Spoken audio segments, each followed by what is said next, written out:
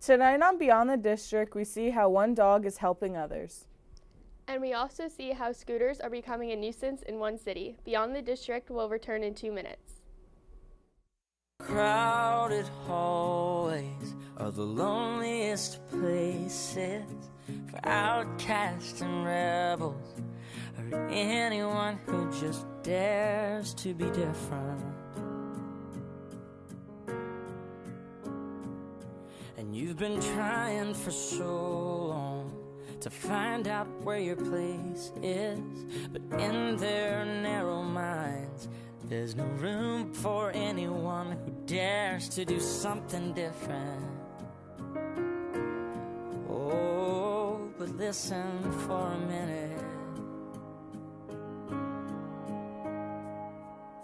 Trust the one who's been where you are, wishing all it was sticks and stones. Those words cut deep, but they don't mean you're all alone, and you're not invisible.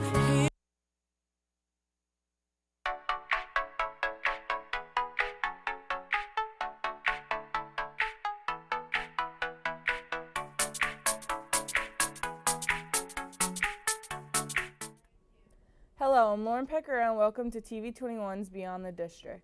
And I'm Kira Bruno. Later on tonight, we will take a look how some special dogs are helping people that are in a rough spot. But first tonight, storms can be a scary thing, but imagine a thunderstorm hits too close to home. Here's a look.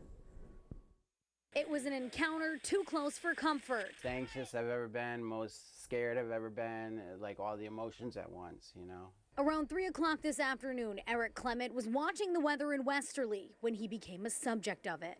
The wind starts picking up, the door starts to swing as I'm filming it.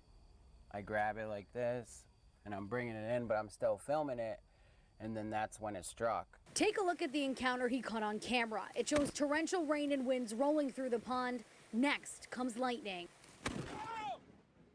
Clement says he was holding on to the doorknob when it struck. Feeling as though he'd been electrocuted with no feeling in his arm, he dialed the Westerly Police Department. It was almost like this, I couldn't move. Fire officials came to check out the building as Eric was checked out by paramedics. They said it was probably the lightning strike coming, you know, through the ground into the door and zapped me like that. Clement is expected to be okay.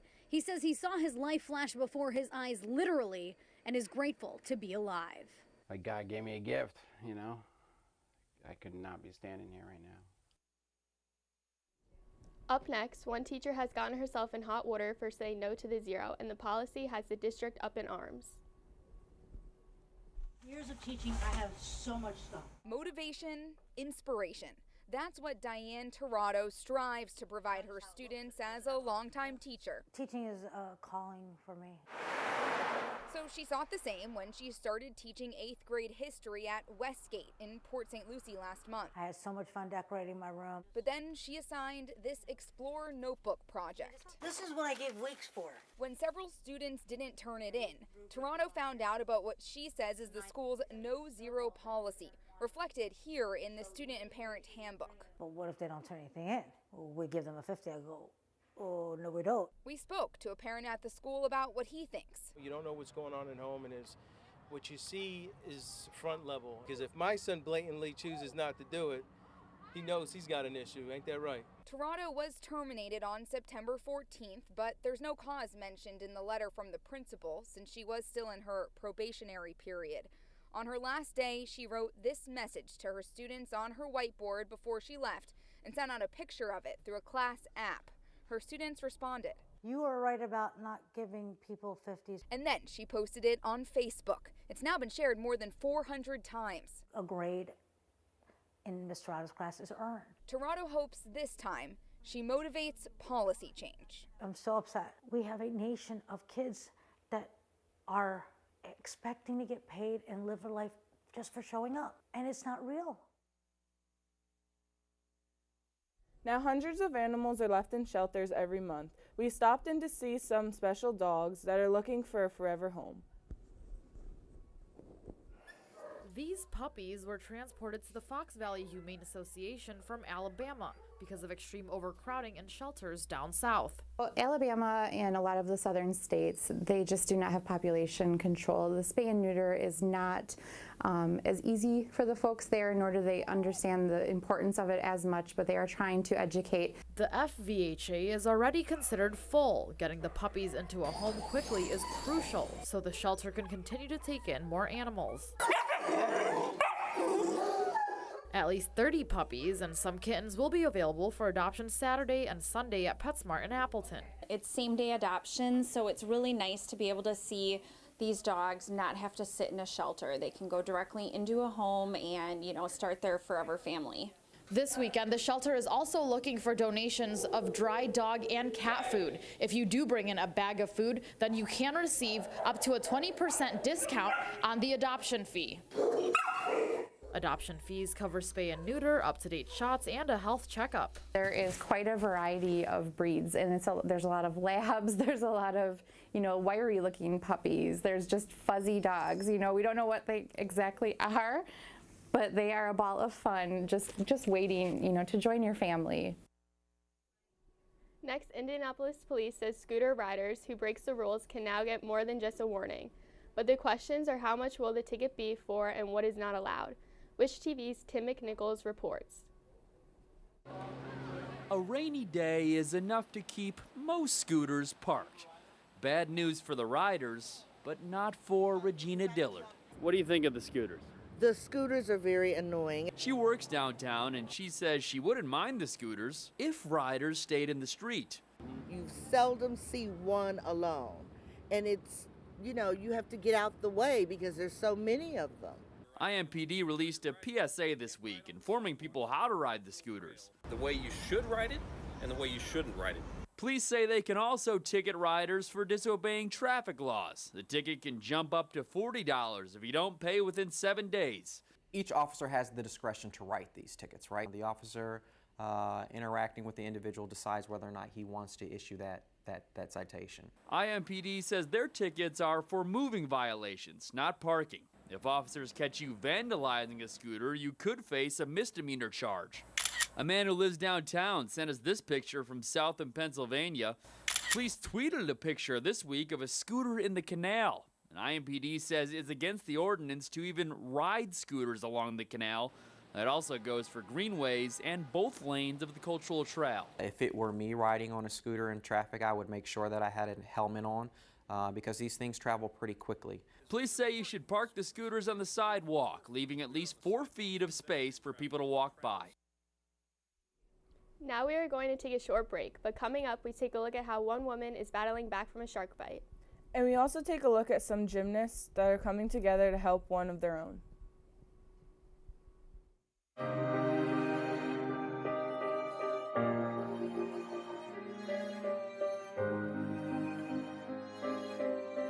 Sing a song for the broken hearted.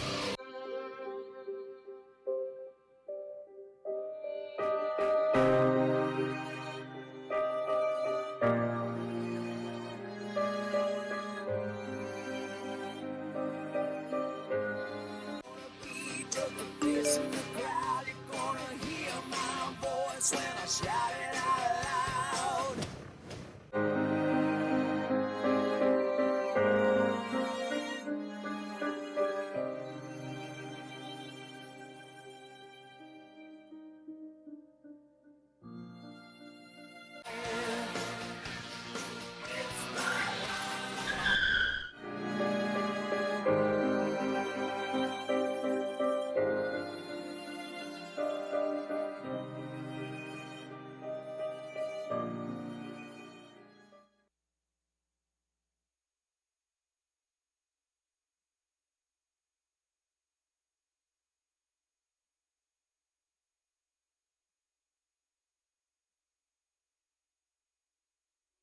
Welcome back. A shark bite victim is telling her story in Florida. She's calm and recovering, but Ian Margle reports a shark took such a huge bite from her hand it left behind a tooth.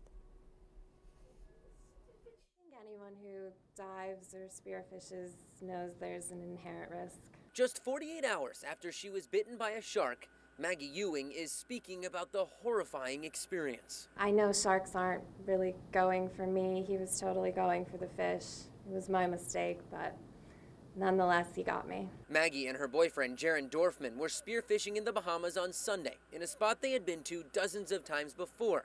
Both of them are experienced divers, so when Maggie speared a hogfish, she knew to look around for nearby predators that might be looking to snag her catch. I actually turned around to see if any sharks were coming before going up, and I felt the pain instantly and turned around, and a shark had come over this shoulder and was sort of latched onto my hand.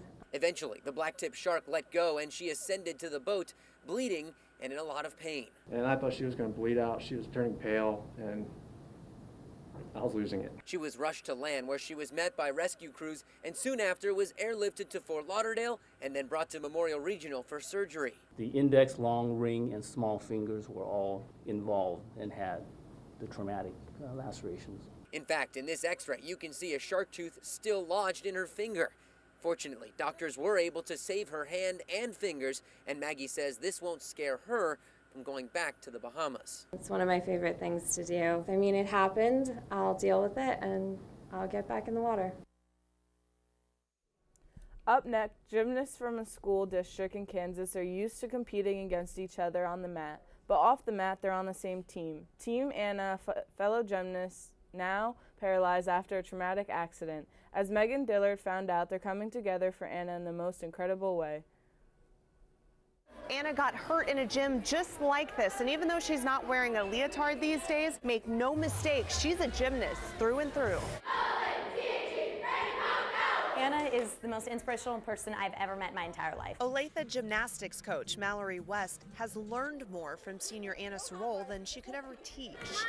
You never, ever, ever hear her complain, ever talk about her having a rough time. It's always, how can I look for the joy in the situation? Anna was a freshman when she fell off the high beams at practice 4 years ago. She right now does not have any feeling in her legs. From the belly button down, she's paralyzed. She's actually more motivated. She actually told me that this accident made her humble, made her feel like, you know, like you need to enjoy each day. And these days, she's watching, coaching other girls, writing routines. She could resent the sport, and instead it's made her find even more passion. It's hard, but not being here would be worse. I would just hate for the sport that's been a part of my life for multiple years, my entire life basically, and to just be cut away from that. That would be more of a dramatic change than my injury itself. It's why not only her teammates, but her competitors across the district work together to help get her an exoskeleton. But this machine, she can put it on and essentially walk. So it would be something like she could walk from the bedroom to the kitchen. She's used one in physical therapy and it's helping, but she's more than $80,000 away from owning one. If she has that exoskeleton, it will be able to help her be able to move around, even just short distances. Girls from all 5 schools sold dollar chocolate bars at school. Parents at work, too, nearly 3,000 of them. We were able to raise a lot of money through that, but we were also able to talk about Anna and talk about how much we love her, we care about her, how she's an inspiration to us all. I am hopeful. I know that we're not financially there, but I do believe in miracles, and yeah, absolutely, and I believe in prayers and everything I can get. It's in her blood, it's in her heart, it's in her soul, it's who she is. And you are forever a gymnast. Megan Dillard, Fox 4 News. Now it can be stressful to go to court, especially for some younger people who have been traumatized. Now more courts around the country are letting witnesses use therapy dogs to help keep them calm. And a pilot therapy dog program, Kent County, Michigan, is off to a great start. Candace Charles reports. No slobber.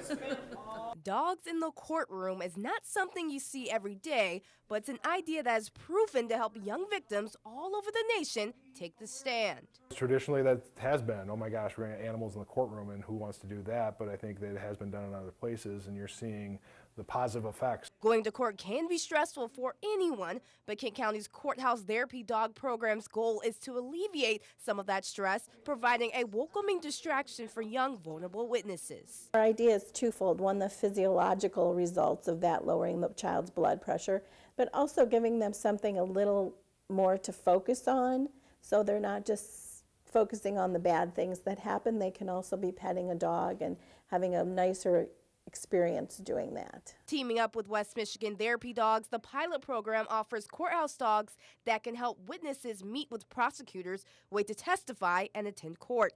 Judge Kathleen Feeney says the support will make a difference in future testimony. Calm, it helps them to focus, and in a criminal case, that helps them to recall facts more easily and give more accurate testimony, and that's what we want. A recent bill allowing dogs in the courtroom pushed the program along. Now several other Michigan courts have implemented courthouse dog programs, and Feeney says she hopes to extend the program across Kent County to help as many young victims and vulnerable adults on the stand as they can. These child victims have already been traumatized significantly, and if we do something small like have a dog there that they can pet just to kind of keep them calm, or they can talk to the dog about what happened to them, and it doesn't make coming to court more traumatizing for them, then that's fabulous. It is now time for another break. Coming up later in the show, we will take a look at a couple of robots helping local farmers. Beyond the District will be right back.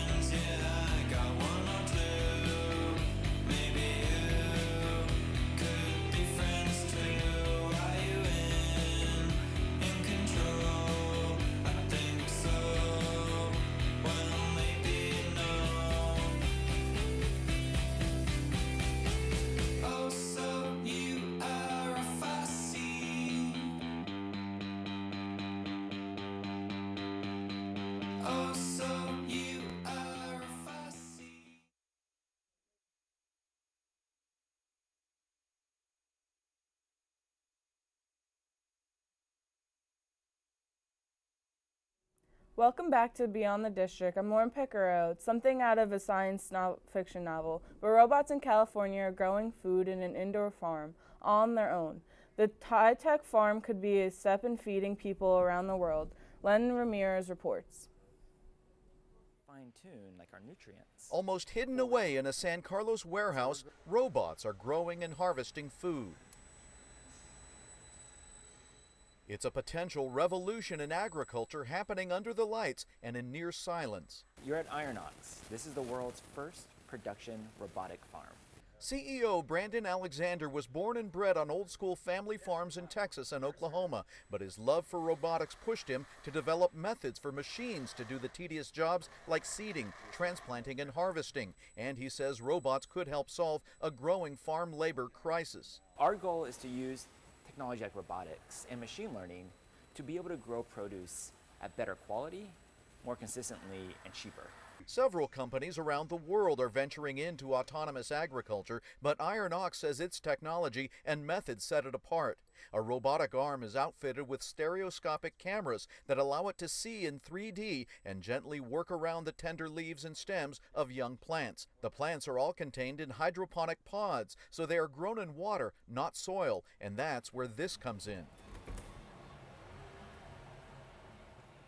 You're riding aboard a machine that may be the John Deere of the future. They call it Angus, and it does all the heavy lifting. It rolls on special wheels that rotate forward and backward and side to side.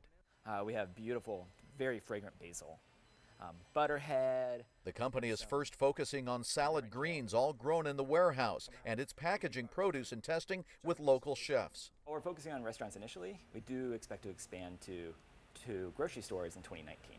Although California has easy access to the freshest greens, many parts of the world do not. Ironox says with its automated methods, it can produce a delicious salad bowl anywhere.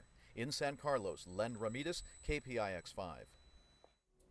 Next, record snowfall. That's not something you want to hear in the first week of October. More than a foot of snow has buried Calgary and brought this Canadian city, known for hosting the 1988 Winter Olympics, to a standstill. Allison Dempster reports. Calgary is digging out, and there's a lot of digging to do.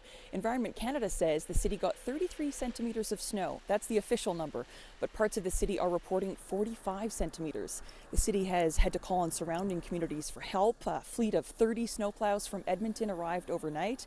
Crews and equipment have also come in from Red Deer and Medicine Hat, and they're dealing with a nasty combination of snow and ice. It's led to more than 300 accidents in Calgary alone. You don't drive to the speed limit on days like we've had today and yesterday. You drive to the road conditions. So give yourself some extra time, give yourself some extra distance, and really slow down. A section of the Trans-Canada west of Calgary was shut down yesterday, leaving hundreds of motorists stranded in their vehicles. I was sitting for 14 hours. Yeah, it was kind of a real big. A lot of people were turning their vehicles off to save fuel because they didn't think they'd have enough gas to make it through the night. A lot of them were really disappointed just because they were really kind of stuck there, and we didn't really see any emergency vehicles or anything like that. The weather system that delivered this winter wallop has moved on, but not before breaking a snowfall record for an October day that was set 104 years ago. Allison Dempster, CBC News, Calgary. Now we check out how parents in one Nevada town were unhappy to learn their local elementary school was eliminating teacher positions. So they came together and collected enough money to pay one of their salaries. Orko Manna has the story. Really happy that we met the goal. Bonnie Mason has a daughter in first grade at Twitchell Elementary School. She's one of several parents who came together to raise $62,000 in just a matter of weeks, all in an effort to save staff positions. We all want to do what we can to help the school, and everybody seemed to be pretty inspired to jump in, including myself. I donated. 3 teaching jobs at Twitchell were on the chopping block due to lower than expected student enrollment this fall. The $62,000 raised will be a full salary package and allow 1 teacher to stay. Principal Michelle Woldridge spearheaded the fundraising campaign and is overwhelmed by the support. It wasn't easy. People gave whatever they could give, and we're just grateful for whatever we got. Every penny mattered in this case. What better cause to raise money than the greatest resource that we have as a teacher? The school is excited that they've saved 1 teaching position, but the harsh reality is that they'll still be losing 2 educators. They're amazing teachers, and our kids will be missing out. While CCSD is happy Twitchell will retain 1 teacher, it does not encourage fundraising as a way to do so. Our concern is that some schools do have the neighborhoods around them that can fundraise to save a teaching position, but many schools do not. And we don't want to create an inequity here. The 2 staff members who are leaving teach 1st and 2nd grade, so those class sizes are going up. Already my daughter has said we have 2 new students in our class. But school officials say it's still a victory. They're not losing all 3. We just couldn't stand by and let that happen. It was just too big of an impact. Orko Manna, 8 News Now. Wrapping up tonight's show, a pair of North Dakota brothers are enjoying a family of mice their mother let them bring home from their local Kmart Monday. But these mice didn't come from the pet section. They were found in a pair of winter boots. Kevin Walvand has a story. Talon and Deacon Reederer, along with their mom Shasta, were not sure what those little things were, rolling out of the new winter boot. He goes, "Mom, look." I honestly thought it was Vienna sausages laying on the floor until they started moving and we heard them squeaking. They were no Vienna sausages. They were a family of mice, not just 2, 7, and the mother. And the boys pleaded with their mom. They wanted to take them home. I want to touch this one. Super grossed out, but they're kind of cute. Mom, they don't have diseases. Right here. You don't know that. They're so cute. Kmart and Bismarck didn't want the mice, so the boys and their mother got the mice home, got them comfortable, just in time for feeding. Let the kids take them home, got the fish tank ready for them, kids put them in there, and they've been happy ever since. Now they'll be released into the wild, and the boy's mother, one proud mom. So proud of them that they have that kind of compassion that they are willing to save mice when it would have grossed everybody else out.